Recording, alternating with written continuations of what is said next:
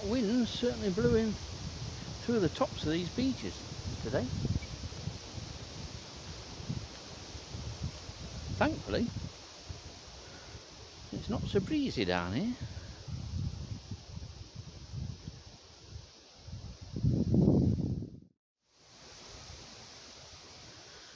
That looks beautiful through there. You can see how these beeches are different from those at Cookney Haywood the other day. Now they're turning faster, but I just adore this bit of woodland. It just looks every inch what woodland should be, with endless trunks disappearing into the distance.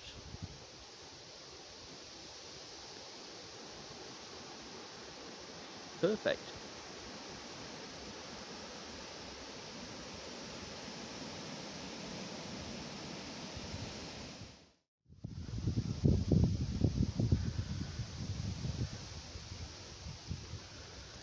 Well, someone was in love at some time. Or at least July 2011 they were. Jacob,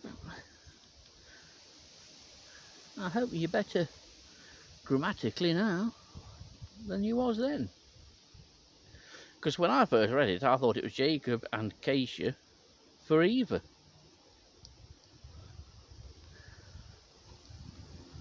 Suppose that's meant to be ever. Maiden School has a lot to answer for. Mind you, it was only a comprehensive then, it wasn't an academy. That explains it.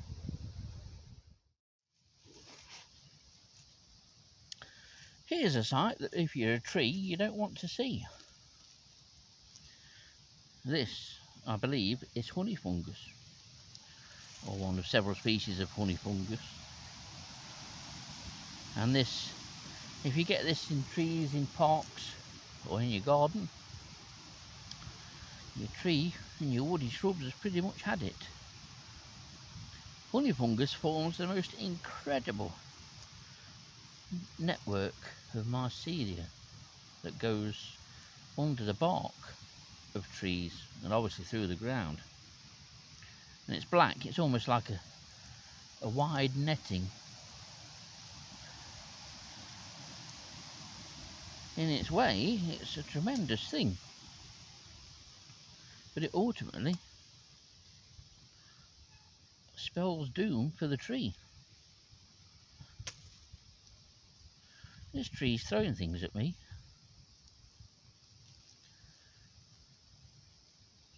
Beech nuts.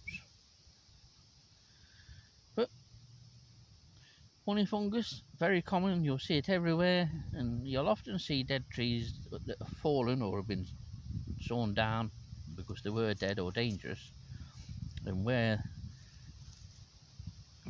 the bark can be lifted off, you will often see this black root-like system, and that's this fungus here.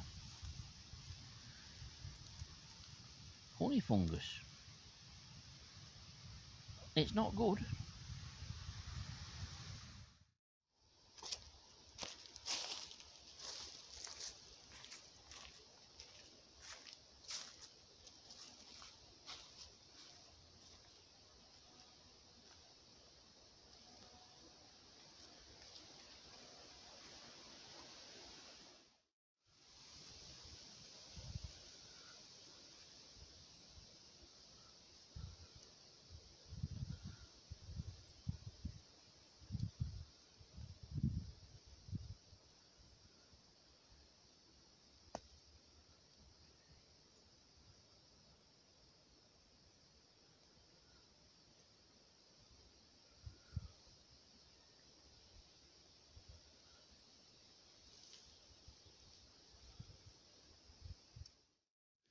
There's a a spider.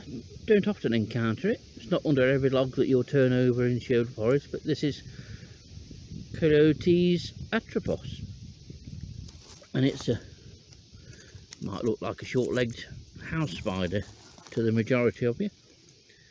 Gets to quite a size and lives under logs or similar objects on the woodland floor. I've found an odd one in Mansfield Cemetery under a bit of stone there, but it's quite a nice species. It's a chunky species and one to look out for if you're into lifting logs, that is. But it's a nice find.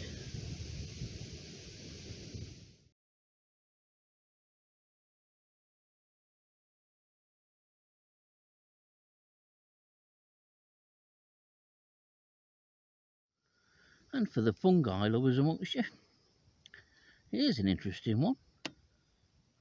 You know what this reminds me of? It reminds me of tripe, what I can remember from when my dad used to eat the stuff. Why anyone would want to eat that is beyond me. But that's the appearance it has. I haven't seen fungi like this. Well, the nearest one I have seen is one called Flebia, or Flebia, depending on whether you live in West Bridgford or Warsaw. But I've never seen it white, and this was growing on the underside of this log which I've just turned over. But it's quite an incredible thing.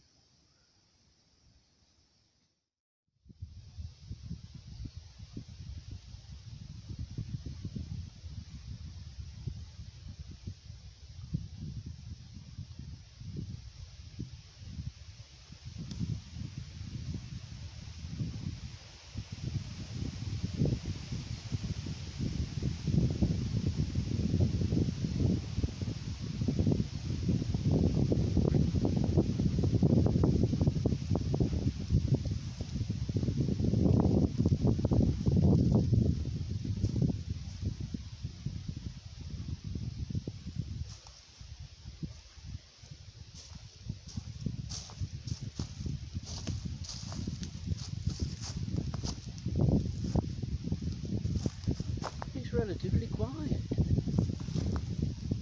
There are a few bits. Treetops down there has a cycad larva.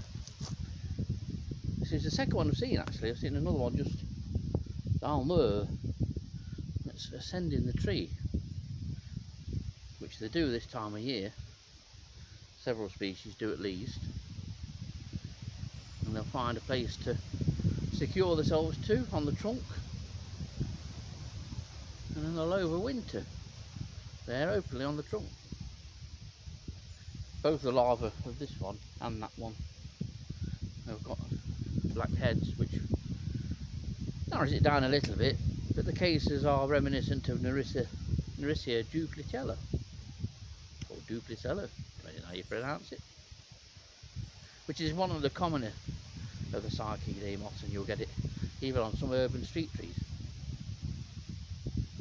I think now the plan now is to walk down there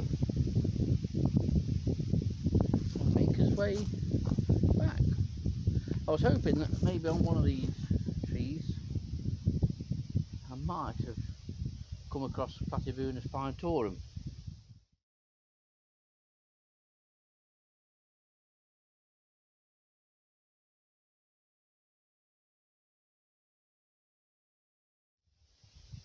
Did find an adult on here in the spring, but as on all the trees I've looked at, there's been no sign of any juvenile Platybunus pinetorum, so the search for them continues. But there's always something to find.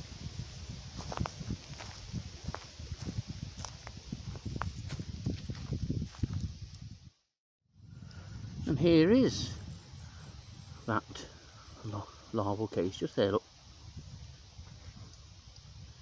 They are surprisingly easy to spot, especially when on smooth barked trees like this. But this plantation and these beech trees have never been brilliant for cycad moths. They have for one particular species though, Talipora tubulosa, which the long cases or cigar shaped cases can be found in copious quantities in early May.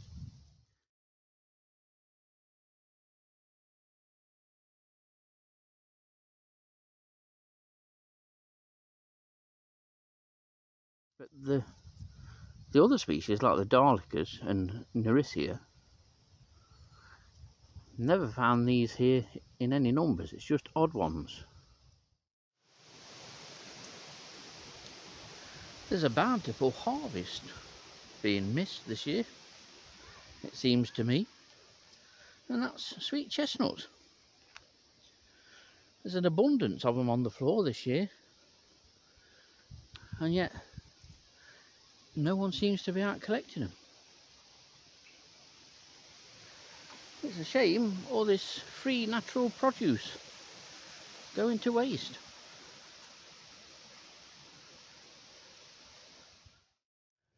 Here's something colourful. This is the second one I found actually, but this one's lovely, nice bright green, and I'm going to photograph this because this is either the pupa of the green veined white or small white. But it's a beautiful thing. Over the winter, because it'll pass the winter in this stage, but over the winter it may well become light brown. And I haven't got a photo of the pupa, and it's just sat on this birch tree.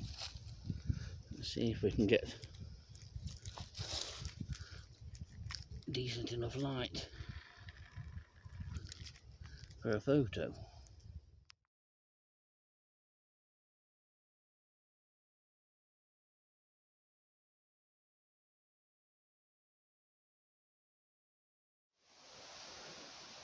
This section of track, it joins or leads from Holborn Hill Plantation up to the northwest corner of Woodby South Forest, and glowworms were reported from here in the 1990s, and we found out about it in about 2012 sort of time, and we did a couple of surveys to listen eye of this particular stretch, and never did find glowworms, but there has been a lot of forestry work along here over the years,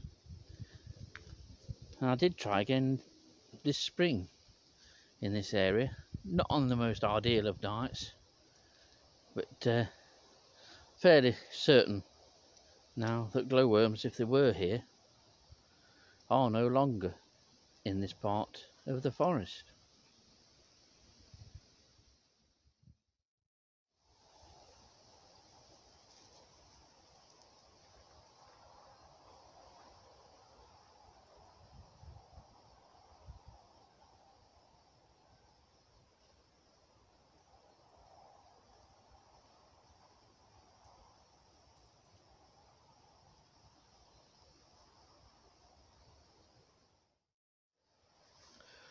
Well, I spent a good while looking around the base of many trees and on the trunks. No sign of Platybunus pinetorum on any trunks, not in the leaflet at the base of trees.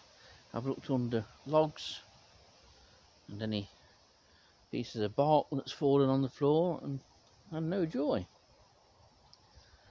Done well for finding other harvestmen. Just trying to think what we've found. Nemastoma bimaculata, which is the little black one. I've not showed you that one yet, so I'll insert a photo around here.